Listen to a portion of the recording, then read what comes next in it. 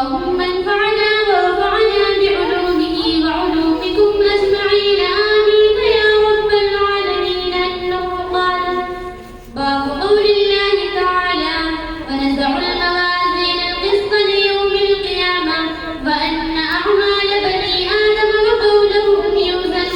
وقال مجاهد القسطاس العدل بالرومية ويقال القسط مصدر المقسط وهو العادل وأما القاسط فهو الجائر. وبه قال حدثنا أحمد بن إسحاق قال حدثنا محمد بن زيد عن عمارة بن القعقاع عن أبي زرعة عن أبي هريرة رضي الله تعالى عنه قال قال النبي صلى الله عليه وسلم كلمتان حبيبتان إلى الرحمن خفيفتان على اللسان ثقيلتان في الميزان سبحان الله وبحمده سبحان الله العظيم. ماشاءاللہ معلمات کو مبارکباد پیش کی گئی، طالبات کو مبارکباد پیش کی گئی. میں بالخصوص مبارکباد پیش کرتا ہوں جامعہ رحمانیہ للبنات کے جو مرد حضرات ہیں، علماء کرام ہیں، وہ ماشاءاللہ پروگرام کے لیے، طالبات کی تعلیم و تربیت کے لیے بیرونی اعتبار سے باہر ادارے کے باہر کی جو مصروفیات ہیں ان میں تمدو کرتے ہیں. میں انہیں بھی مبارکباد پیش کرتا ہوں. بالخصوص جامعہ رحمانیہ للبنات کے شیخ الحدیث عزیز گرامی، رفیق گرامی، چھوٹے بھائی مولانا مفتی عثمان غنی قاسمی صاحب کو اللہ تعالیٰ مفتی صاحب کو جزائے خیر عطا فرمائے، برکت عطا فرمائے. تمام خواتین سکون و اطمینان کے ساتھ اور خاموشی کے ساتھ تشریف رکھیں. حضرت کا خطاب ہوگا، آپس میں باتیں نہ کریں، بات کو غور سے سنیں. 12 طالبات کے بھی کام کی بات ہوگی، مردوں کے بھی کام کی بات ہوگی، جو خواتین آئی ہیں ان کے بھی کام کی بات ہوگی. میں مبارکباد پیش کرتا ہوں ہماری پھوپھو جان جو ملک سے تشریف لائی ہے. انہوں نے 12 طالبات کو ماشاءاللہ رضا سے نوازا ہے. اللہ تعالیٰ پھوپھو جان کو بھی نعم البدل نصیب فرمائے. ان کے علاوہ بھی بہت ساری خواتین ہیں جنہوں نے ادارے کا یا طالبات کا انعام سے، پیسوں سے، چادر سے، دیگر چیزوں سے تعاون کیا ہے. اللہ تعالیٰ تمام خواتین کو جزائے خیر عطا فرمائے، بہترین نعم البدل نصیب فرمائے. نحمده ونصلي على رسوله الكريم. الحمد لله وكفى وسلام على عباده الذين اصطفى. أما بعد، أعوذ بالله من الشيطان الرجيم. بسم الله الرحمن الرحيم. آخر حدیث باب قول الله ونضع الموازين القسط إلى يوم القيامة وأن أعمال بني آدم وقولهم يوزن إلى آخر الحديث.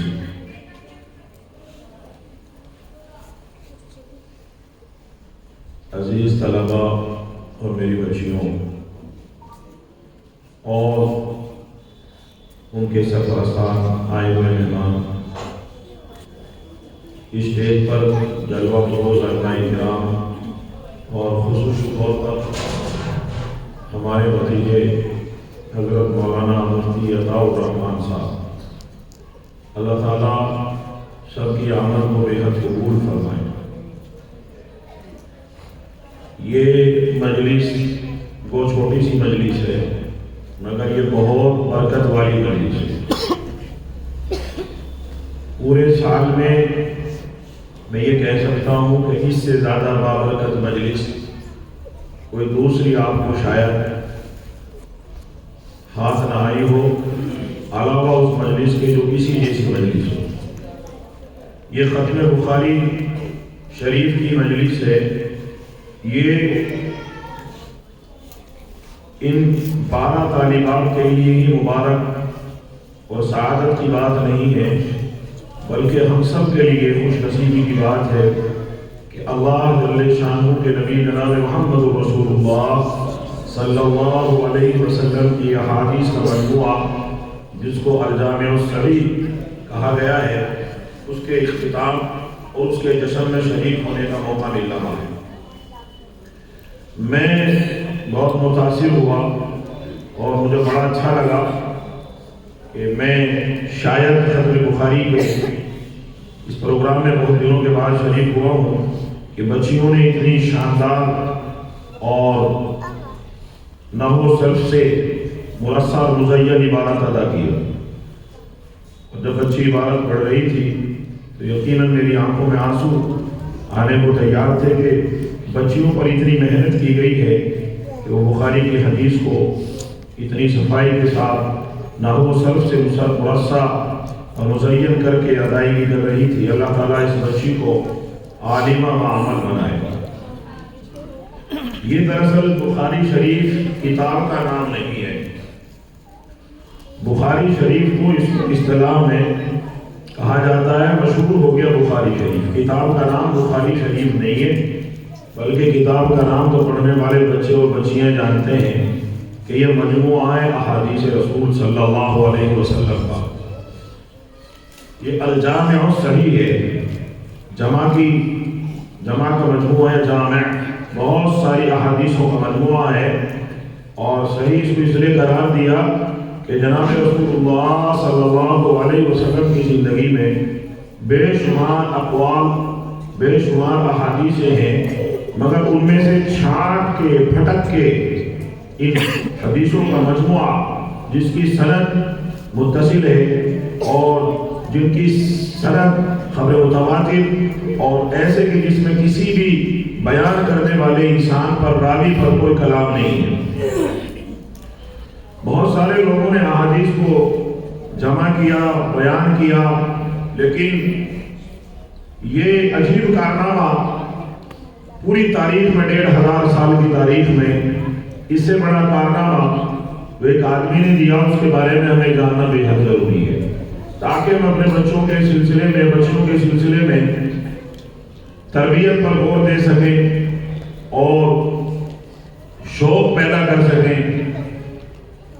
یہ جو کتاب جس نے لکھی ہے ابھی حدیث میں جو شروع میں بچی نے خطبہ پڑھا اس میں خود صاحب کتاب کے نام کو بیان فرمایا. یہ ایک ایسا تاریخی انسان ہے جو 1500 سال کی تاریخ میں جناب محمد رسول اللہ صلی اللہ علیہ وسلم کی امت میں اس طرح کا آدمی کوئی دوسرا نظر نہیں آتا جن کا نام محمد بن عبداللہ بن اسماعیل. یہ آدمی النسل انسان ہے. جب یہ پیدا ہوئے تو ان کا نام محمد رکھا گیا اور ان کی کنیت عبداللہ اور ان کے والد کا نام اسماعیل. یہ بھی چونکہ کنورٹڈ مسلمان ہیں جس طریقے سے ہم لوگ کنورٹڈ مسلمان ہیں. یہ بہت بڑے بزرگ کے ہاتھ پر ان کے پردادا ان کے دادا ایمان لے کے آئے تھے. اسی لیے پہلے ان کے پردادا مجوسی تھے. مجوسی کہتے ہیں آتش پرست کو, آگ کے پجاری کو. ہم بھی سب اسی طرح ہیں جو ہندوستان میں مسلمان ہیں وہ ہم سب جو ہیں اکابرین کی اور جو ہے ان کے اقوال احوال ان کی زندگی کی حقانیت سے متاثر ہو کر کے ایمان لے کے آئے. تو امام بخاری کا خاندان بھی اسی طریقے سے مجوسی تھا. کتابوں کے اندر لکھا ہے کہ ان کے پردادا ایک بزرگ کے ہاتھ پر ایمان لے کے آئے. جب یہ پیدا ہوئے تو جس گھرانے میں یہ پیدا ہوئے اس گھرانے کا اتنا بڑا نام نہیں تھا. اس گھرانے کا نام جو قیامت تک روشن ہوا وہ جناب رسول اللہ صلی اللہ علیہ وسلم کی زندگی سے مربوط اور واسطہ ہونے کے بعد ہوا ہے. سال 2 سال کے رہے ہوں گے کتابوں کے اندر ہم نے پڑھا ہے کہ محمد بن عبداللہ بن اسماعیل رحمہ اللہ جو صاحب بخاری ہیں صاحب الجامع الصحیح ہیں ان کی بینائی چلی گئی, آنکھیں چلی گئی. اور جب آنکھیں چلی گئی تو والدوں کو بڑا فکر ہوا کہ یہ اتنا خوبصورت اتنا اچھا بچہ ہے تو کیا کیا جائے. اب اللہ کے سامنے روتی تھی، گڑ گڑاتی تھی اپنے بچے کے لیے۔ ہر ماں کو اپنے بچے سے بے حد پیار ہوتا ہے، اور بچے ہی ماں کی ساری زندگی اور اس کا جہان ہوتا ہے۔ تو ظاہر ہے کہ ایک بچہ جو پہلے سے صحیح تھا، یا تو وہ پہلے سے ہی جو ہے نابینا پیدا ہوتے، لیکن ایسا نہیں ہوا، ان کی بینائی چلی گئی۔ اور جب کسی بچے کو اس طرح کوئی حادثہ شکار کر لیتا ہے اور وہ مفلوج یا معذور ہو جاتا ہے، تو ماں اور باپ کی نظروں میں وہی جان سکتے ہیں جن کو ساتھ اس طرح کا کوئی حادثہ پیش آیا ہو۔ تو ان کی والدہ بہت روتی تھی، روتے روتے بے حال ہو جاتی تھی۔ تو اللہ جل شانہ نے ان کی والدہ کی دعاؤں کو قبول کیا، اور پھر ان کو بینائی آئی، وہ بینائی واپس کر دی گئی۔ اس سے معلوم ہوا کہ والدین کی دعائیں اپنے بچوں کے حق میں ضرور قبول کرتے ہیں اللہ تعالیٰ، بس وہ اپنے اخلاص سے کرنے کی بات ہے کہ وہ کتنے اخلاص سے دعائیں کی جاتی ہیں۔ تو ان بچیوں کے لیے بھی سبق ہے کہ جب یہ بڑی ہو جائیں گی، صاحب اولاد ہو جائیں گی، تو اپنی اولاد سے محبت کا طریقہ امام بخاری کی زندگی سے ہمیں ملتا ہے، اور ان کی تربیت کرنے کے انداز وہ ہمیں معلوم ہوتے ہیں۔ دعائیں قبول ہو گئی تو شروع ہی سے ان کو پڑھنے کا شوق تھا، بہت زیادہ اللہ نے ان کو ذہن عطا کیا تھا، غضب کے ذہین تھے۔ ابھی 5-6 سال کی عمر ہوئی تھی کہ ان کو شوق ہوا حدیث رسول صلی اللہ علیہ وسلم کو حفظ کرنے کا۔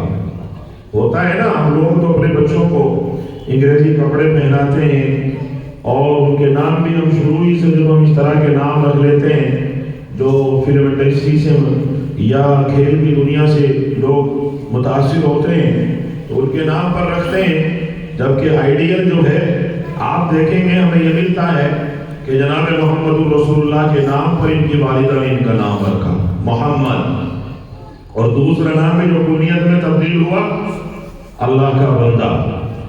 اللہ اکبر۔ ہم لوگ شاہ رخ خان، سلمان خان یا کرکٹرز کے نام رکھ لیتے ہیں، یا دنیاوی ترقی کے اعتبار سے جو ہے ایسے نام تو چوز کرتے ہیں، پسند کرتے ہیں جن کا دنیاوی اعتبار سے جو ہے نام اونچا ہو، اور دین میں اور ایمان میں ان کا کوئی حصہ نہ ہو۔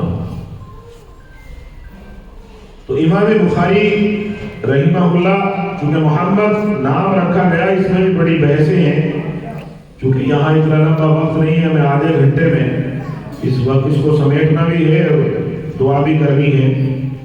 تو محمد بن اسماعیل رحمہ اللہ بچپن ہی سے ان کو شوق لگا۔ ہمیں چاہیے کہ ہم بچپن ہی سے اپنے بچوں کو جو ہے قرآن کریم کا، احادیث رسول کا شوق دلائیں، اور ان کو اس بات پر لگائیں جیسے امام بخاری رحمہ اللہ کی ماں نے ان کو لگایا۔ یہ لکھتے نہیں تھے، اللہ نے ایسا غضب کا ذہن عطا کیا تھا کہ جو بات سن لیا کرتے تھے اور اس کو دماغ میں بٹھا لیا کرتے، وہ ہمیشہ ہمیشہ کے لیے محفوظ ہو جاتی۔ اللہ نے ان کو ایسا ذہن عطا کیا تھا۔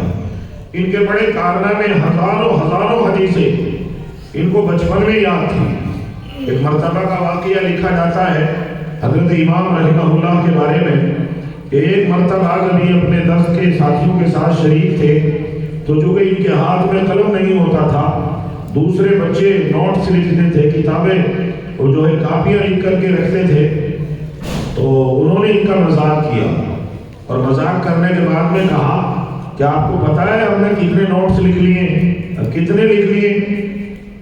جو ہے فرمایا، ساتھیوں نے کہا کہ ہم نے 15,000 حدیث لکھ لی۔ 15,000 حدیث، 15,000، آپ سوچ سکتے ہیں 15,000 تک انسان گنتی نہیں گن سکتا، لیکن ساتھی کہنے لگے کہ ہم نے 15,000 حدیث لکھ دی ہیں، اور تم مسکرا کے کہنے لگے کیا تمہارا خیال یہ ہے کہ میں یہاں وقت برباد کر رہا ہوں، یا میں پڑھتا نہیں ہوں، یا میں پڑھنے نہیں آتا؟ اگر تمہیں یہ خیال ہے تو اسے مغالطے کو دور کرو۔ میں الحمدللہ جتنا تم لوگوں نے پڑھ لیا ہے اتنا میں بھی پڑھ لیا ہوں، بلکہ تمہارے سے کچھ زیادہ پڑھ چکا ہوں۔ ساتھی بڑے حیران ہوئے، بڑے پریشان ہوئے، کہا کہ اچھا تو بتاؤ. انہوں نے کہا نوٹ نکالو. وہ نوٹ لکھ کے کہا کہ بتاؤ کس دن کی, کس تاریخ کی, کون سی حدیث آپ کو معلوم کرنی ہے. تو ساتھیوں نے نوٹ نکالے. تو جہاں جہاں سے انہوں نے اپنے نوٹ سے حدیث کا ٹکڑا بیان کیا, حضرت امام رحمہ اللہ نے فوراً ما سند کے اس حدیث کو بیان کر دیا. 15 کی 15,000 حدیثوں کے بارے میں اپنے ساتھیوں سے امام رحمہ اللہ فرماتے ہیں کہ ساتھیوں اگر تم چاہتے ہو کہ تم نے تو یہ کتابوں میں لکھا ہے, اگر 15 کی 15,000 حدیثیں اگر تم چاہتے ہو تو میں ابھی سنا سکتا ہوں. اللہ نے ایسا غضب کا ذہن عطا فرمایا تھا. سبحان اللہ. ایک مرتبہ اپنے درس میں شریک تھے تو ان کے ایک استاد تھے, تو انہوں نے ایک حدیث کی سند کو, اللہ کے نبی علیہ السلام کو حدیث کی سند کو ہلکا سا ڈگمگا دیا. تو انہوں نے فوراً, ابھی ان کی عمر تھی 10 یا 11 سال, چھوٹا بچہ ہوتا ہے 10 یا 11 سال کا, تو انہوں نے اپنے امام کو فوراً جو ہے, علامہ تھے وہ, علامہ بہت بڑے امام تھے وقت کے, انہوں نے فوراً ٹوک دیا. تو ان کو بڑا برا لگا اور امام نے, ان کے استاد نے کہا کہ تم یہ بات کیسے کہہ سکتے ہو. کہنے لگے حضرت آپ نے جو حدیث بیان کی ہے اس کی سند ایسے نہیں ہے بلکہ ایسے ہے, اس سند کو صحیح کر دیا. تو ان پر بڑے ناراض ہوئے تھے استاد. لیکن بچے نے بڑے ادب کے ساتھ عرض کیا حضرت آپ میری بات پر اگر غصہ ہیں اور آپ کو یقین نہیں آتا کہ جو حدیث کی سند میں نے بیان کی ہے اس سند کے بارے میں آپ کو اشکال ہے, شبہ ہے, تو آپ اس کی اصل کتاب منگوا لیجیے اور اس کو دیکھ لیجیے. تو امام اس بات پر استاد خاموش ہو گئے اور چلے گئے. تو جا کے خیال آیا کہ بچے نے جو کہا ہے مرتبہ مجھے دیکھنا تو چاہیے. تو اصل کتاب کو منگوا کر کے اس کو دیکھا تو اس چیز کو صحیح پایا جو حضرت امام بخاری رحمہ اللہ نے اپنے استاد سے کہا تھا. بڑے شرمندہ ہوئے. جب اگلی بار آئے تو حضرت محمد بن اسماعیل رحمہ اللہ کو انہیں پیار کیا, گلے سے لگایا اور کہا تمام طلباء کے سامنے کہ اس بچے نے جو حدیث مجھے بیان کی تھی, مجھے روکا ٹوکا تھا, وہی صحیح تھی, اور میری حدیث جو میں نے بیان کی تھی اس کی سند غلط تھی. اعتراف کیا. یہ حدیث کا اس طریقے سے صحیح مجموعہ ہم تک تبادل کے ساتھ پہنچا ہے اور یہ قیامت تک جاری رہے گا. میری بچیوں آپ خوش نصیب ہو کہ اللہ جل شانہ نے آپ کو بخاری جیسی مقدس کتاب, یہ کتاب کوئی معمولی کتاب نہیں ہے, اس کے بارے میں آیا ہے اصح الکتاب بعد کتاب اللہ تبارک و تعالی.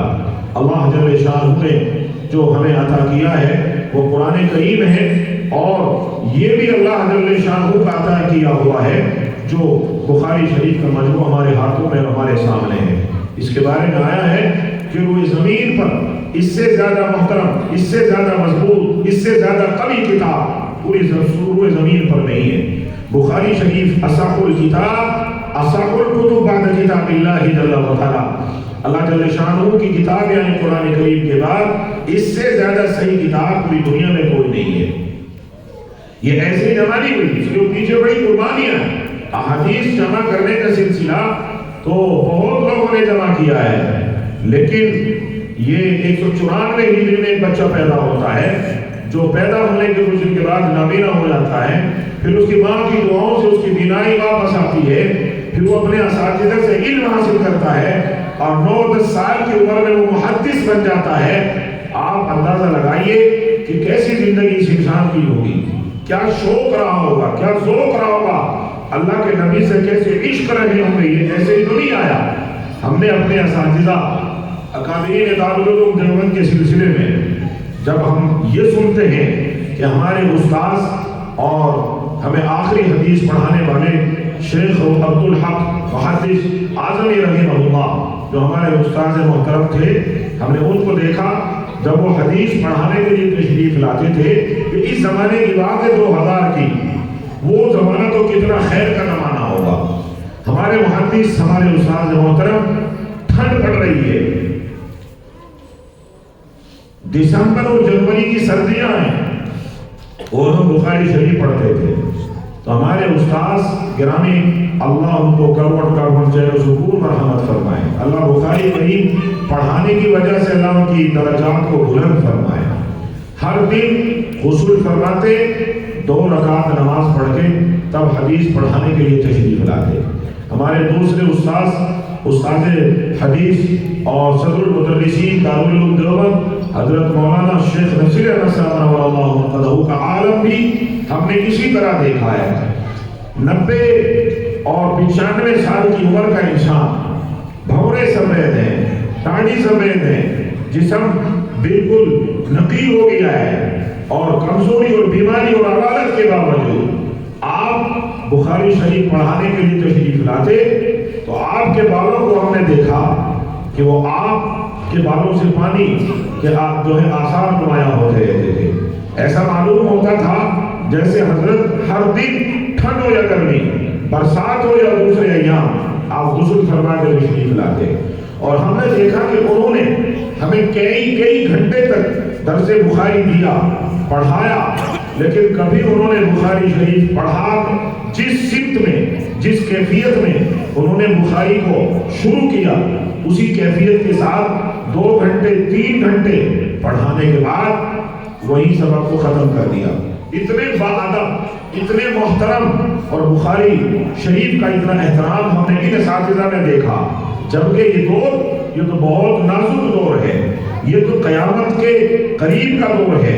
खैरुल कुरून से जो है साल की दूरियों के बाद ये ज़माना है, जिस ज़माने में ये फितरों का ज़माना है, ये ज़िना का ज़माना है, शराब का ज़माना है, ये सूद का ज़माना है, ये दुनिया की मोहब्बत का ज़माना है। आप देख रहे हैं कि नाफरमानियों का ज़माना है। जब इस ज़माने में मुहद्दिसीन का हाल ये है, तो मेरी बच्चियों और भाइयों, उस ज़माने में क्या आलम होगा जो खैरुल कुरून के करीब था।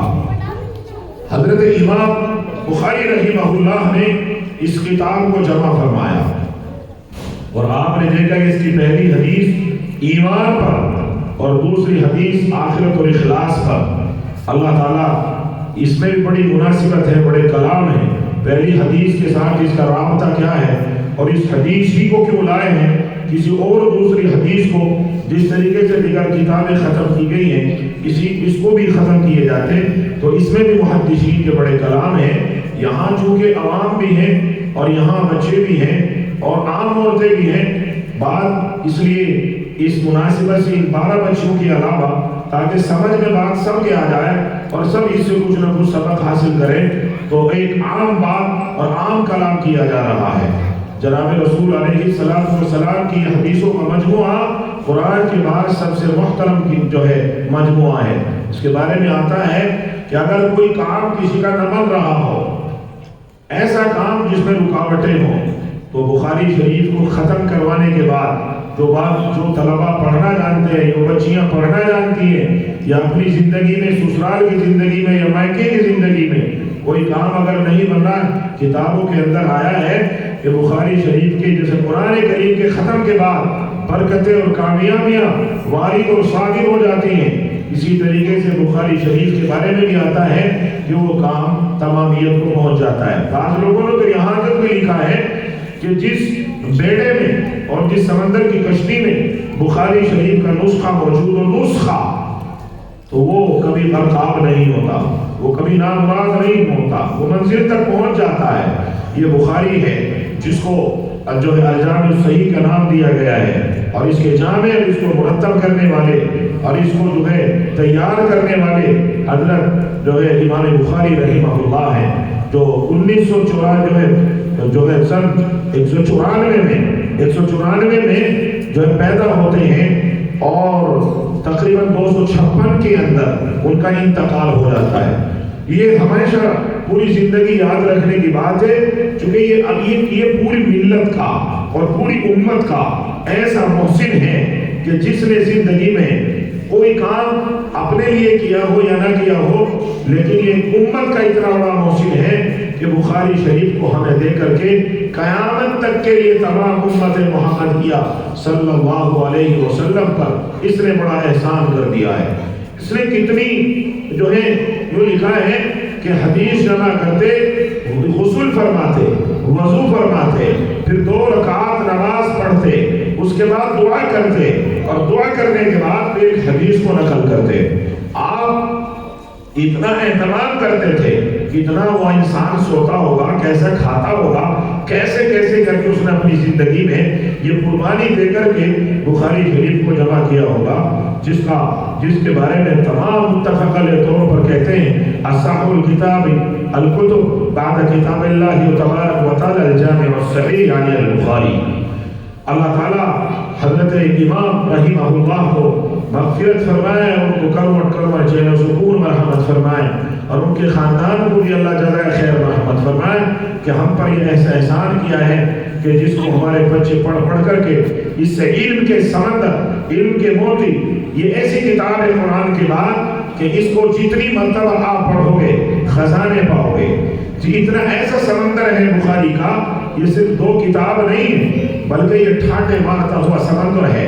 اس میں جتنی بار بھی آپ موتی لگاؤ گے نئے نئے موتی پاؤ گے، اور آج تک کتنی سینکڑوں شروحات اس کی لکھی جا چکی ہیں، سینکڑوں لوگوں نے بخاری کے ترجمے لکھے ہیں، سینکڑوں لوگوں نے بخاری کی تشریح کی ہے، سینکڑوں لوگوں نے حدیث بیان کی ہے، لیکن اللہ اکبر اس میں جو اللہ کے نبی کی زندگی اور امت کے لیے جو پیغام ہے، سبحان اللہ، ہمیں اللہ تعالیٰ اپنی زندگیوں میں اتارنے کی توفیق مرحمت فرمائے۔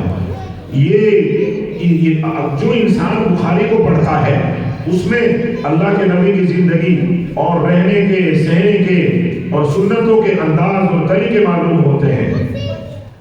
بعض چیزیں ایسی ہیں جس طریقے سے انسان کا کھانا اور کھانے میں سنتوں کو تلاش کرنا، جس طریقے سے انسان کا سونا اور سونے میں سنتوں کو تلاش کرنا، انسان کا کاروبار کرنا اور کاروبار میں اللہ کے رسول کے طریقے اور سنتوں کو تلاش کرنا، آپ دیکھیں گے کہ اس میں پوری دنیا اور تمام دنیا کی زندگی کے حالات پنہاں ہیں، چھپے ہوئے ہیں۔ جو بچی یا بچہ بخاری کو اپنی زندگی میں زیر مطالعہ رکھے گا، وہ زندگی میں کبھی انشاءاللہ نامراد نہیں ہوگا، بے ایمان ہو کے نہیں مرے گا، وہ کبھی بھٹک نہیں پائے گا، کیونکہ اس میں اللہ کے نبی صلی اللہ علیہ وسلم کی سنتیں ہیں، اس میں جناب رسول اللہ صلی اللہ علیہ وسلم کے دیے ہوئے وہ انداز ہیں جن کو پڑھنے کے بعد، سننے کے بعد، سمجھنے کے بعد انسان انسانیت کے اصل پیڑھی پر اور اصل زینے پر چڑھ جاتا ہے۔ اللہ تعالی ہم سب کو عمل کی توفیق مرحمت فرمائے۔ جناب رسول اللہ صلی اللہ علیہ وسلم آئے اور آپ نے ہمیں یہ حدیثوں صحابہ کو دی، بلکہ پوری ملت اسلامیہ کو دی، قیامت تک آنے والے لوگوں کو دی۔ تو قرآن کے بعد یہ کتاب بھی گویا کہ اللہ ہی کی طرف سے عطیہ ہے۔ میں نے قرآن عظیم کے اندر جو سورت پڑھی ہے، اللہ نے قسم کھا کے بیان فرمایا ہے، وَالنَّجْمِ إِذَا هَوَىٰ مَا ضَلَّ صَاحِبُكُمْ وَمَا غَوَىٰ وَمَا يَنطِقُ عَنِ الْهَوَىٰ إِنْ هُوَ إِلَّا وَحْيٌ يُوحَىٰ عَلَّمَهُ شَدِيدُ الْقُوَىٰ إِنْ هُوَ إِلَّا وَحْيٌ يُوحَىٰ۔ یہ جو اللہ نے قسمیں کھا کھا کے بیان فرمایا کہ نبی اپنی طرف سے کوئی بات نہیں کہتا علاوہ اس کے جو اللہ کی طرف سے وحی کی جاتی ہے۔ اس کا مطلب یہ ہوا یہ بخاری میں جو احادیث ہیں اور سند متصل اور سند تواتر کے ساتھ ہیں، تو یہ بھی اللہ کا کلام ہے، یہ بھی اللہ کا عطیہ ہے، یہ بھی جناب رسول اللہ کی زبان پر اللہ رب العزت کے دیے ہوئے طریقہ کار ہیں۔ یہی وجہ تھی کہ اللہ کے نبی اپنے زمانے میں جو عمل کیا کرتے تھے، جو افعال کیا کرتے تھے، اقوال بیان فرمایا کرتے تھے، وہ سارے کے سارے برکت والے اور قابل تقلید ہیں۔ جناب رسول اللہ صلی اللہ علیہ وسلم کی زندگی بچوں کے سلسلے میں، بڑوں کے سلسلے میں، دشمنوں کے سلسلے میں آپ جہاں دیکھیں تو کیا اخلاق ہوگا، وَإِنَّكَ لَعَلَىٰ خُلُقٍ عَظِيمٍ۔ میں کل ہی سن رہا تھا یا آج غالباً پڑھا میں نے کہ جناب رسول اللہ صلی اللہ علیہ وسلم کے مدینے میں ایک بہت بڑا انسان رہتا تھا جس کو اللہ نے صفات سے متصف فرمایا تھا، جس کا نام تھا حاتم طائی۔ آپ نے بھی سنا ہوگا۔ تو مسلمان نہیں تھا، ایمان نہیں لایا تھا، مسلمانوں نے ان کے اوپر الزام ڈالی اور ان کے اوپر مزاحمت فرمائی. تو جب مسلمانوں کی مزاحمت دیکھی تو ان کا ایک بیٹا تھا عدی ابن حاتم طائی اور ایک بیٹی تھی. ظاہر ہے کہ یہ بہت بڑا سردار تھا اور سردار تو بادشاہ ہوتے ہیں، وہ بڑے بڑے لوگ ہوتے ہیں. تو جب مسلمانوں کی الغار آئی تو حاتم طائی کی بیٹی نے اپنے بھائی عدی سے کہا کہ کیا خیال ہے، ہم ان مسلمانوں سے لڑنے کی طاقت تو نہیں رکھتے، ہماری مدد کے لیے شاید کوئی نہیں آئے گا، کیا کرنا چاہیے؟ تو عدی نے حاتم طائی کہنے لگا بہن یہی مجھے لگتا ہے، تو ہم لوگ چونکہ مسلمانوں سے لڑائی نہیں کر سکتے، مسلمان یہاں تعداد میں بھی زیادہ ہیں اور حق پر بھی ہیں اور ان کے ساتھ ان کے پیغمبر کی دعائیں بھی ہیں، جو بھی اس نے کہا ہو، کہا بھاگ جانے میں زیادہ عافیت ہے، لہٰذا چھوٹ کر کے یہاں سے بھاگ جاتے ہیں، ہم یہاں نہ ملیں گے نہ نقصان ہوگا. تو بہن چونکہ بہت باغیرت تھی، بھلا مشرک تھی، لیکن چونکہ جرنیل کی اور حاتم طائی سخی کی بیٹی تھی اور حلال مال کھایا ہوا تھا، کہنے لگی میں سخی کی بیٹی ہوں اور جرنیل کی بیٹی ہوں، میں جو ہے سردار کی بیٹی ہوں، میں نہیں بھاگوں گی، جو کچھ ہوگا دیکھا جائے گا، تم یہ مجھے ایسی بزدلی نہ سکھاؤ. آج ہم دیکھتے ہیں کہ حالات اتنے کو لاگو ابھی نہیں ہیں، ہوائیں اتنی مخالف نہیں ہیں، مگر ہم دیکھتے ہیں کہ جب مسلمانوں کے مسائل آتے ہیں تو مسلمان کتنا خائف ہے. 2014 کے بعد سے آج تک مسلمان عورتوں میں، مسلمان بچوں میں، مسلمان بچیوں میں اور عامت المسلمین کے اندر جو خوف کا ماحول ہے وہ کسی زمانے میں نہیں دیکھا گیا. مسلمان چاہے قلت میں رہا ہو چاہے کثرت میں رہا ہو، مسلمانوں پر حالات چاہے جیسے بھی آئے ہو، مگر مسلمان اللہ کے علاوہ کبھی کسی سے نہیں ڈرا ہے اور کبھی کسی سے خوف نہیں کھایا ہے. آج بھی جو ایمان لے کے آئے ہیں اللہ اس کے رسول پر، اور آپ دیکھتے ہیں کہ ان کو قیامت کے دن موت اور زندگی، اچھی اور بری تقدیر پر جن کا یقینی طور پر حتمی ایمان ہے، آج بھی وہ ڈرتے نہیں ہیں. ہمارے پڑوس کے ملکوں کے اندر ہم دیکھتے ہیں کچھ ایسے مسلمان رہتے ہیں کہ ان کے سامنے موت ناشتی رہتی ہے، ان کی بیٹیاں، ان کے سہاگ اجڑ گئے ہیں، ان کے بچے، ان کی گود خالی ہو گئی ہے، ان کے بچے چھین لیے گئے ہیں، ان کے گھروں کو اجاڑ دیا گیا ہے، بموں سے توڑ دیا گیا ہے، ان کی مسجدیں مسمار کر دی گئی ہیں، ہزاروں کی تعداد میں مسجدوں کو جو ہے ناپید کر دیا گیا ہے. لیکن آج بھی ان کا ایمان، قربان جائے مسجد اقصیٰ کے حوالے ہول رہنے والی ان بہنوں کو، ان بیٹیوں کو، کہ ان کی پیشانی پر ذرہ برابر بھی خوف نہیں ہے، وہ مایوس نہیں ہے، وہ آج بھی گیت گا رہی ہیں کہ مسجد اقصیٰ کی بہاریں ہمیں دیکھنا ضرور نصیب ہوگا.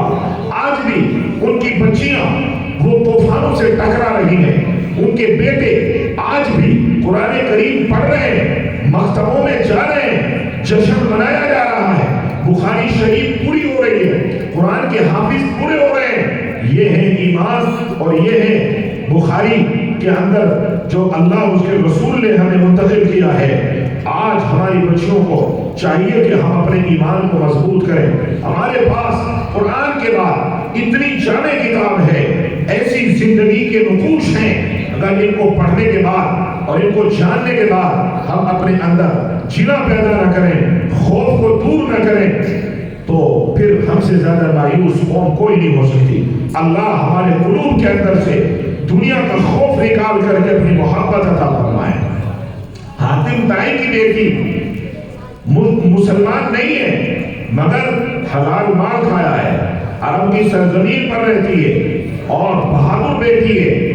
اس نے اپنے بھائی سے للکار کے کہا کہ میں پیٹھ نہیں دکھاؤں گی، میں یہاں سے چھوٹ کر کے نہیں بھاگوں گی، تم جانا چاہو تو چلے جاؤ، جا سکتے ہو. چنانچہ یہ للکار ڈالی گئی اور بیٹی گرفتار ہو گئی. جب ان کو گرفتار کر کے لایا گیا مسجد نبوی کے اندر، جناب محمد رسول اللہ صلی اللہ علیہ وسلم وہاں تشریف رکھتے تھے. تو جب ان کو کھینچ کے لایا جا رہا تھا تو بدحواس تھی، ان کے کپڑے، ان کے سر سے دوپٹہ جو ہے گر گیا تھا اور ان کا سر ننگا تھا اور وہ بدحواس اور بالکل گھبرائی ہوئی اور نہ جانے کیا کیا سوچتی ہوئی اللہ کے نبی کی طرف لائی گئی کہ نہ جانے میرے ساتھ اب کیا معاملہ ہوگا، مجھے کس کے ساتھ جو ہے مجبور کیا جائے گا جانے کے لیے، میرا نہ جانے کہاں بیچ دیا جائے گا، عزت کا کیا بنے گا۔ ابھی سوچ رہی تھی کہ جناب محمد رسول اللہ صلی اللہ علیہ وسلم کے سامنے پیش کی گئی، آپ نے دیکھا کہ بیٹی کا سر ننگا ہے۔ حضور علی نبینا علیہ السلام نے فوراً اپنی برکت والی کملی اتاری اور فوراً نظریں نیچے جھکائی، سبحان اللہ، اور بیٹی کی طرف اس کو پھینک دیا۔ بیٹی کی طرف جو چادر کو آپ نے اس بچی کی طرف دیا اور کہا کہ اس کے سر پر ڈال دو۔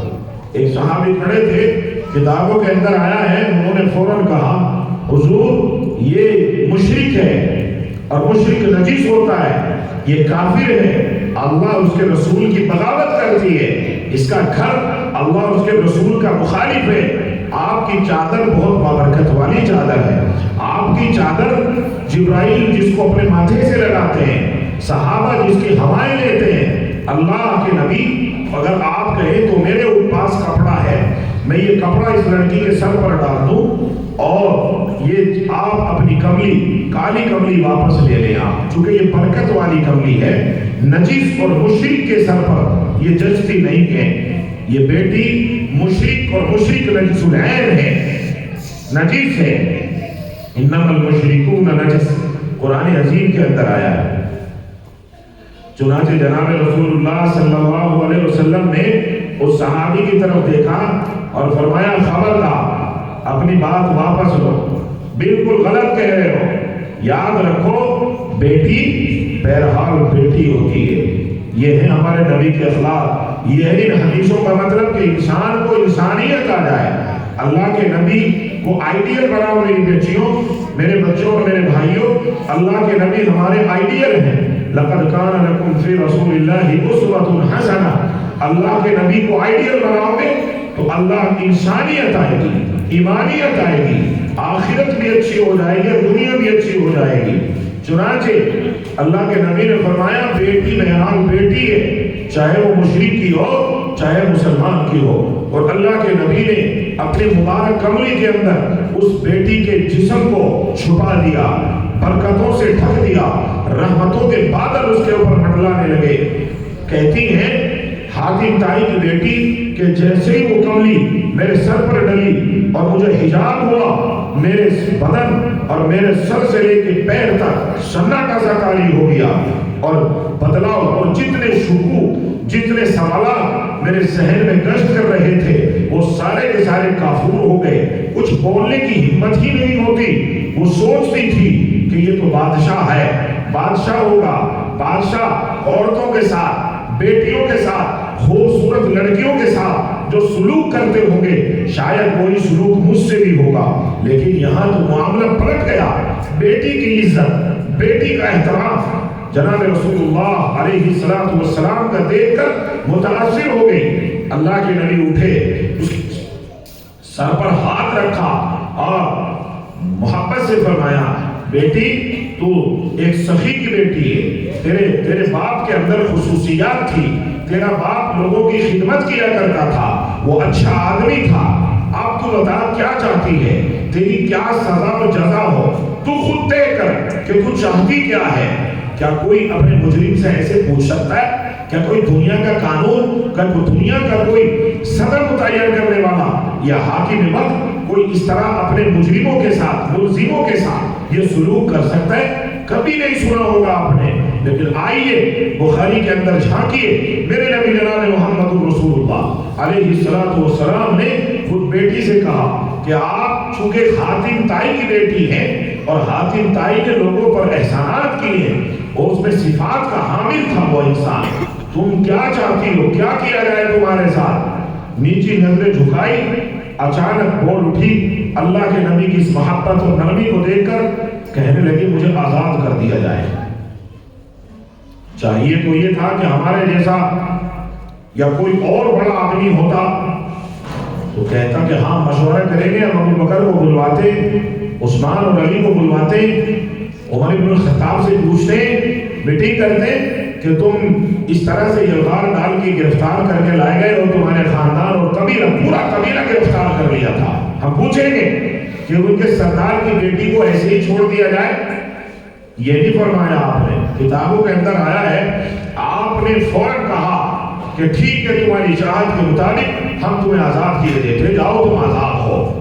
بیٹی کھڑی رہی، کہتی ہے کہ میرے پیروں کے نیچے سے زمین نکل گئی، میں کبھی سوچ ہی نہیں سکتی تھی کہ مجھے اتنا بڑا فرمانا اللہ کے نبی 1 منٹ میں میرے حوالے کر سکتے ہیں، سبحان اللہ۔ بیٹی خوشی میں آنسو جاری ہیں، ٹپ ٹپ رونے لگی ہیں، پلو بھیگ گیا ہے، کہنے لگی کہ بس میں نے موقع غنیمت سمجھا۔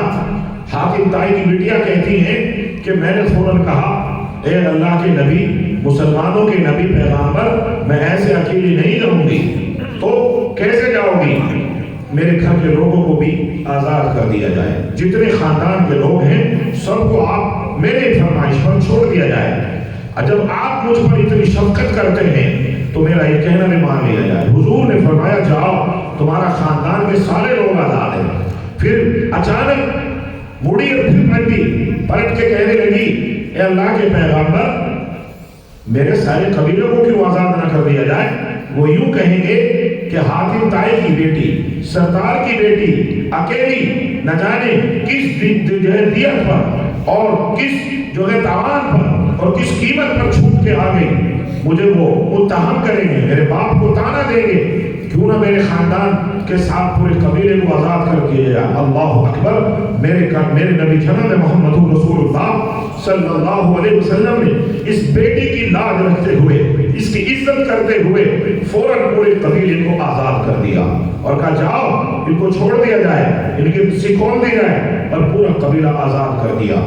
جناب رسول اللہ صلی اللہ علیہ وسلم سے یہاں سے واپس گئی اور اپنے خاندان کے لوگوں کو جمع کیا، اپنے بھائی کو بلایا، عدی کو بلایا اور کہا عدی تم کہتے ہو کہ وہ ایسے ہیں ویسے ہیں، میں خدا کی قسم کھا کے کہتی ہوں وہ انسان بادشاہ نہیں ہے، وہ انسان تو نبی ہے اور یقینی طور پر نبی ہے، ہم اس نبی کو نبی مانتے ہیں۔ تو میری بچیوں، اس حدیث اس پوری کی پوری کتاب کے اندر اس طرح کے نہ جانے کتنی اللہ کے نبی کی زندگی کے احوال نقل کیے گئے ہیں۔ اب یہ آخری حدیث کا باب جو آپ نے پڑھا ہے، باب قول رسول اللہ صلی اللہ علیہ وسلم، یہ اللہ کا باب قول اللہ وَنَذَرُ الْمَوَازِينَ الْقِسْطَ لِيَوْمِ الْقِيَامَةِ، یہ باب وعدہ ہے کہ اللہ جل شانہ فرماتے ہیں کہ ہم ترازو کو رکھیں گے، میزان عدل کہا گیا ہے قیامت کے دن، اور وَيُقَالُ الْقِسْطُ مَثْلُ الْمُقْسِطُ وَهُوَ الْعَادِلُ وَمَا الْقَاسِطُ وَهُوَ الْجَائِرُ۔ یہ تو بچیوں کے مطلب کی بات ہے۔ آگے جو ہے حدیث جو بیان حضرت بن قعقاع اور ابی ذرہ رضی اللہ تعالی عنہ نے حضرت ابی ہریرہ رضی اللہ تعالی عنہ سے نقل کی ہے، قال قال النبي صلى الله تعالى عليه وسلم كلمتان حبيبتان الى الرحمن خفيفتان على اللسان ثقيلتان في الميزان سبحان الله وبحمده سبحان الله العظيم۔ چونکہ یہاں عوام الناس کا مجمع زیادہ ہے اور بچیاں کم ہیں، 12 بچیاں ہیں، مجھے خوشی ہے کہ آج 12 مرتبہ بخاری شریف کا اختتام ہو رہا ہے۔ یہ مجلس بخاری کو ایک مرتبہ پڑھ کے جو ہے دعا مانگ لی جائے تو وہ ایک مرتبہ کی بخاری کی تمام دعائیں قبول ہو جاتی ہیں۔ اسی لیے ہمارے دور کے اندر بخاری شریف کی دعا کے اندر ہمارے علاقے میں رواج ہے، رواج نہیں بلکہ اکابرین کی ایک طرح سے سنت ہے اور لوگوں کی محبت ہے اور لوگوں کے دعاؤں کا ایک جو جذبہ ہے، لوگ جمع ہوتے ہیں، جہاں بھی پتہ چل جاتا ہے اور خفیہ طریقے سے معلوم ہو جاتا ہے تو لوگ وہاں دعا میں جا کے ذوق جو ہے جوق پر جوق شریک ہوتے ہیں۔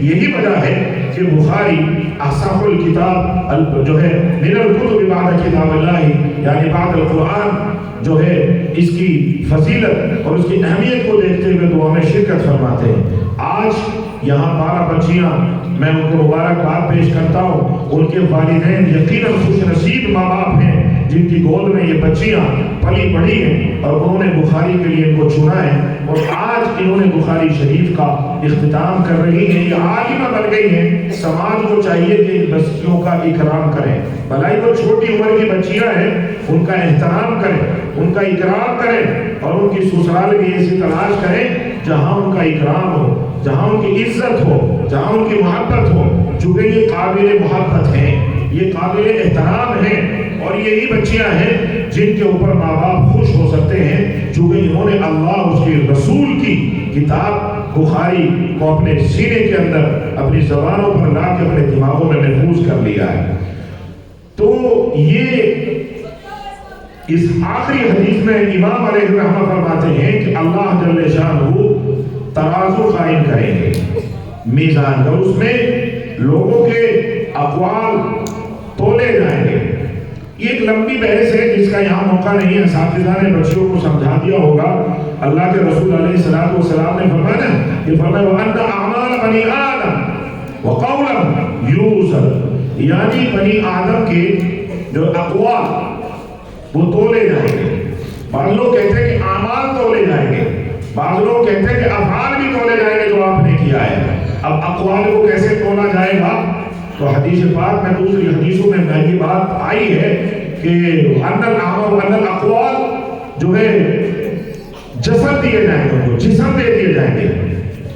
یجسد الاقوال، قیامت کے دن اللہ جل شانہ ان کو جسم دے دیے جائیں گے۔ یعنی جو آپ یہاں بول رہے ہیں، کہہ رہے ہیں، قرآن عظیم کی آیت بھی ہے ان السمع والبصر والفؤاد کل اولئک کان عنہ مسئولا، تو قیامت کے دن جو آپ دنیا میں کرتے ہیں وہ تولے جائیں گے۔ آپ نے جو نیک عمل کیا ہے، اس لیے تو کہا ہے کہ اپنی زبان کو قابو میں رکھو۔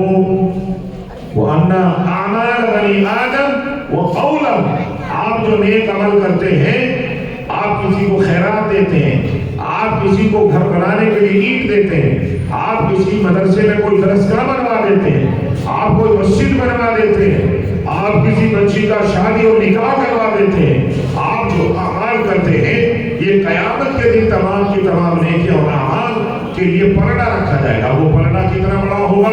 بعض لوگ تو کہتے ہیں کہ وہ بہت بڑی ترازو ہوگی جس میں ساری دنیا سما سکتی ہے، اور بعض لوگوں کا کہنا یہ ہے کہ ترازو ایک سی ہوگی، لیکن اللہ جل شانہ مختلف ترازو اس کی عکس منتقل کریں گے، اور وہ بہت سارے الگ الگ ڈپارٹمنٹ کے، الگ الگ طبقات کے، الگ الگ ملکوں کے، الگ الگ نسلوں کے لیے الگ الگ ترازو رکھی جائیں گی۔ وَنَزَعُ الْمَوَازِينَ الْقِسْطَ، یہ ترازو جو رکھی جائے گی یہ مختلف ہوں گی، اور ان کا مرکز اور ان کا مقصد اور ان کا مطلب ایک ہی ہوگا، لیکن بہرحال ترازو ایک ہو یا ترازو انیک ہو، بہت ساری ہو، بہرحال انسان کے اعمال تولے جائیں گے، اقوال بھی تولے جائیں گے۔ اب زبان سے انسان نے کوئی بات بول دی تو وہ کیسے تولی جائے گی؟ محدثین لکھتے ہیں کہ جو یہ زبان سے نکلے ہوئے الفاظ ہیں ان کو جسم دے دیا جائے گا۔ کسی نے کسی کو کڑوی بات کہی، کسی نے کسی کو تکلیف دی، اس لیے تو کہا کہ اپنی زبان کو محفوظ رکھا کرو، اور خاص طور پر میری بہنیں، میری بچیاں، اور یہ اپنی زندگی میں اس بات کو 12 بچیاں گرا باندھ لیں کہ کسی کی غیبت نہیں کرنی، کبھی بھی کسی کی غیبت نہیں کرنی ہے، چونکہ جو آپ غیبت کرتے ہیں وہ آپ کا قول ہوتا ہے، وہ زبان ہوتے ہیں، اور یہ قیامت کے دن تولے جائیں گے۔ یہ آگے وقال مجاہد القسطاس العدل، یہ ساری کی ساری حدیث اور اس کا ماحصل جو ہے وہ یہی ہے کہ انصاف ہوگا، کسی کے ساتھ کوئی ظلم نہیں ہوگا۔ آپ نے جو کام کیا وہ بھی تولا جائے گا، اور آپ نے جو بولا وہ بھی تولا جائے گا، اور تمام احوال، اقوال، افعال جناب رسول اللہ صلی اللہ علیہ وسلم کے حضور میں اللہ تبارک و تعالیٰ وزن کریں گے، اور پھر اس کے اوپر آپ کو جنت اور جہنم کا معاملہ ہوگا۔ کیوں کہ بعض لوگ جو ہیں، جیسے ایک فرقہ ہے معتزلہ، بچیوں کو بتا رہا ہوں، तालिबात जो हैं फारिग हुई। एक फिरका है मुअतज़िला, इनके बारे में भी आप असल में तकलीफ ये है कि बाज़ बच्चियाँ पढ़ के फारिग तो हो जाती हैं लेकिन वो फिर बुखारी को मुताले में नहीं रखती। मैं अपील करूँगा, गुजारिश करूँगा इन बच्चियों से कि वो अपने मुताले में बुखारी को ज़रूर रखें, अरबी की रखें, साथ साथ उर्दू की भी रखें, ताकि कहीं गलती कहीं चूक हो जाए तो फ़ौरन उर्दू की किताब से रुजू करके अपने मुताले को बढ़ा लें। मुताला ज़रूर करें। बेशुमार बच्चियाँ देहरादून में आलिमा हैं मगर वो उनका इल्म चला गया। इल्म जो है वो भगोड़े ऊँट की तरह है। अगर आप मुताला करेंगी तो आपका इल्म बाकी रहेगा, और आप मुताला छोड़ दोगी तो आपने तो ये 5, 6, 7 साल में मुफ्ती अताउर रहमान साहब ज़ीद मज़दहू की निगरानी में इल्म हासिल किया है और बुखारी की सआदत से आपने अपने आप को बहरा किया है तो आप महरूम हो जाओगे। तो इसलिए इनको ज़रूर अपने मुताले में रखें और फिर इस पर गोबर ज़िंदगी में अमल करने की भी तौफीक होती है। तो इसको याद रखें कि जैसे शिया हैं, शियाओं का कोई एक फिरका नहीं है। हम तो समझते हैं जो शिया हैं हुसैन वाले, हसन वाले एक फिरका है, 18 फिरके हैं। ये पूरा जो ओमान है, मस्कत जिसकी राजधानी है, ये पूरा का पूरा शियाओं का है, बहरीन है और मुख्तलिफ किस्म के शिया होते हैं। शियाओं के अंदर 18 फिरके हैं तकरीबन इस वक्त में, जिनको अहले कुरान कहते हैं, राफजी कहते हैं, खारजी कहते हैं, बोरी कहते हैं। ये सारे के सारे बोरा कहते हैं ना, मुंबई में रहते हैं बोरा। ये बोरा भी शिए, राफजी शिए, दाऊदी शिए, खारजी शिए, इस्माइली शिए, ये सारे के सारे शियाओं के फिरके हैं। इसका मौका नहीं है कि इनकी तफसील बयान की जाए। ऐसे ही एक फिरका है मुअतज़िला। वो मुअतज़िला ये इमाम बुखारी ने आखिर में जो बात बांटा है वनज़रुल मवाज़िन अल-क़िस्त, अल्लाह के कुरान की इस बात को साबित करने के लिए ये उस फिरके का बहुत बड़ा रद्द है। वो कहते हैं कि नहीं, कोई तराजू बराजू नहीं होगी, जैसा करेंगे अल्लाह के सब इल्म में है, अल्लाह ताला जज़ा और सज़ा मुतय्यन करेगा, तराजू से उनको तोला नहीं जाएगा। और वो इसका इनकार करते हैं। जैसे बात शियाओं के एक फिरका है, मैंने उनके लिटरेचर पढ़े हैं। मैं एक मरतबा ओमान गया और ओमान एक मस्जिद में मैंने अपने वक्त को जो है गुजारने के लिए कुछ लिटरेचर रखे थे, वो पढ़े। तो मैंने उस जो ओमान के अंदर शियाओं का फिरका है वो अजीब है, वो रुयत बारी ताला का भी इनकार करते हैं। मुझे हैरत हुई है, जब रुयत बारी ताला का इनकार करेंगे तो जाहिर है कि वो जन्नत का भी इनकार हो जाएगा, क्योंकि रुयत बारी ताला इंसानों को होगी और वो भी कहाँ होगी, जन्नत में होगी। और जब रुयत बारी ताला का इनकार लाजिम आ गया तो जाहिर है कि जन्नत का इनकार लाजिम आ गया, और जन्नत का इनकार लाजिम आ गया तो फिर जहन्नम का इनकार भी लाजिम आ गया, क्योंकि जन्नत और जहन्नम अल्लाह जल्ले शाह ने दोनों बनाई है। और जब इंसान इन दोनों पर इनकारी हो जाता है तो उसका ईमान खतरे में पड़ जाता है। अब उसके ईमान के भी लाले पड़ जाते हैं, अल्लाह ही उसके ऊपर रहम करे। तो इसलिए ये तो फिरके हैं, इन फिरकों के बारे में जानो ताकि तुम अपनी नस्लों को, अपनी औलादों को फिरकाए बातिला से और फिरकाए ज़ाल्ला से बचा सको। मुअतज़िला एक फिरकाए ज़ाल्ला है और वो इसका जो है क़िस्त का यानी तराजू का, मीज़ान अदल का इनकार करता है। आगे हज़रत अबू हुरैरा रज़ियल्लाहु ताला अन्हु से मरवी है कि नबी करीम सल्लल्लाहु अलैहि वसल्लम ने फरमाया, कितनी शानदार हदीस आखिर की, इसे सारी ज़िंदगी आवाम भी और बच्चे भी और सारे लोग अपनी ज़िंदगियों में इस हदीस को उतार लो और अपनी ज़िंदगी में इसको पकड़ लो। अबू हुरैरा रज़ियल्लाहु ताला फरमाते हैं कि मैंने जनाब मोहम्मद रसूलुल्लाह सल्लल्लाहु अलैहि वसल्लम से सुना है। यह हदीस है ना, हम तक हदीस पहुंची है अहमद इब्न अश्काब से।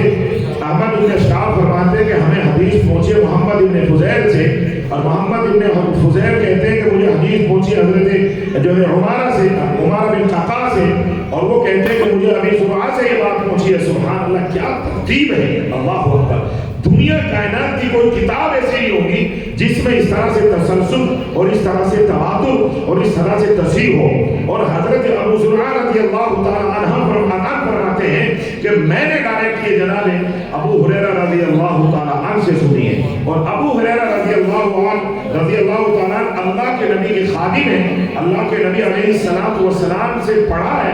वो कहते हैं कि मैंने जनाब मोहम्मद रसूलुल्लाह सल्लल्लाहु अलैहि वसल्लम से सुना है, आप बयान फरमाते थे, कलिमतानी हबीबतान دو کلمتان، دو کلمے ہیں تو بڑے پیارے ہیں۔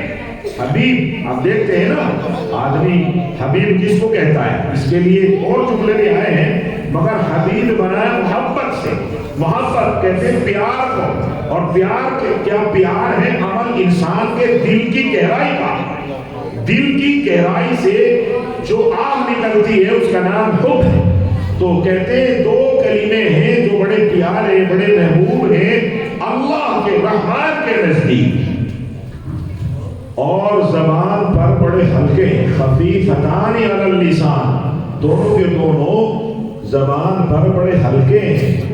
کتنی زبردست بات کہی ہے، یعنی انسان چاہے پڑھا لکھا ہو، چاہے بغیر پڑھا لکھا ہو، چاہے عورت ہو، چاہے بچی ہو، چاہے بوڑھی ہو یا بوڑھا ہو، کوئی بھی اس کو آسانی سے ادا کر سکتا ہے۔ اللہ کے نبی فرما رہے ہیں لوگوں، اس کا مطلب یعنی لوگوں یہ تمہیں دو کلمے بتا رہا ہوں، ان کو زندگی میں لازم پکڑ لو، اس کا یہی تو مطلب ہوا نا۔ فرماتے رحمان کے نزدیک بڑے پیارے ہیں، یعنی جو ان کو پڑھے گا تو اللہ کا محبوب بن جائے گا، اور زبان پر بڑے ہلکے پھلکے ہیں، یعنی آپ کو کوئی تکلیف بھی نہیں ہوگی، آپ لاکھوں مرتبہ ہزاروں مرتبہ دن میں پڑھ سکتے ہو۔ خفیفتان علی اللسان، فرماتے ثقیلتان فی المیزان، کیونکہ یہاں ونضع الموازین القسط کہہ کے اس حدیث سے اس حدیث کو مربوط کیا ہے۔ فرمایا کہ جب قیامت کے دن ترازو رکھی جائے گی تو یہ اتنے وزنی اور اتنے بھاری ہوں گے کہ آپ کی تمام زندگی کے اعمال، اقوال، افعال، حالات اور گناہوں کا مجسمہ وہ سارا کا سارا پلڑا اوپر اٹھ جائے گا اور یہ چیز جھک جائے گی، اس لیے اس کو زندگی میں لازم پکڑ لو۔ ثقیلتان فی المیزان، فرمایا کیا ہے وہ؟ سبحان اللہ و بحمدہ، سبحان اللہ العظیم، سب کہو سبحان اللہ و بحمدہ، سبحان اللہ العظیم۔ اللہ تعالی ہم سب کو اس کا ورد کرنے کی توفیق مرحمت فرمائے۔ وآخر دعوانا الحمد للہ رب العالمین۔